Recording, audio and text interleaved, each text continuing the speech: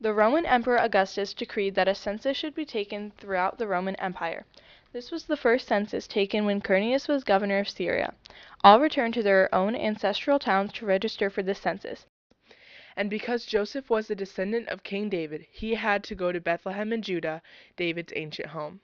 He traveled there from the village of Nazareth in Galilee.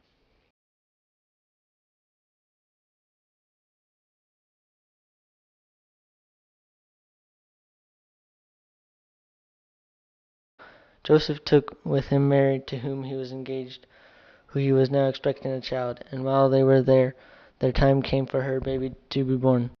She gave birth to her first child, a son.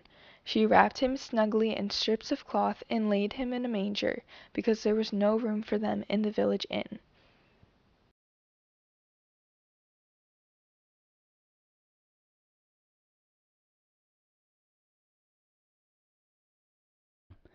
That night there were shepherds staying in the fields nearby, guarding their flocks of sheep. Suddenly an angel of the Lord appeared among them, and the radiance of the Lord's glory surrounded them.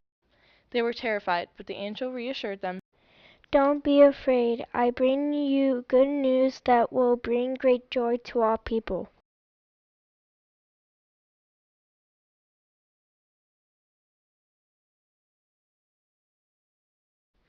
The Savior has been born today in Bethlehem, the city of David, and you will find a baby wrapped snugly in strips of cloth, lying in a manger.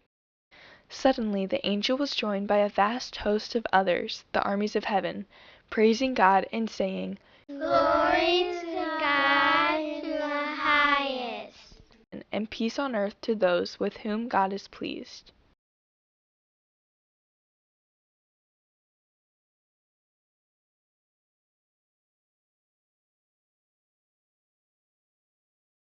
The shepherds said to each other, Let's go to Bethlehem.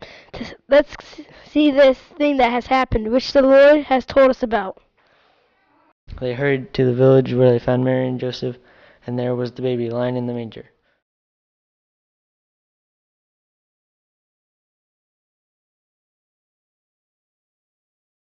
The shepherds told everyone what had happened, and what the angel had said to them about this child.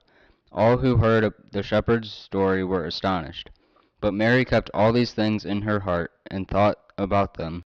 The shepherds went back to their flocks, glorifying and praising God for all they had heard and seen. It was just as the angel had told them.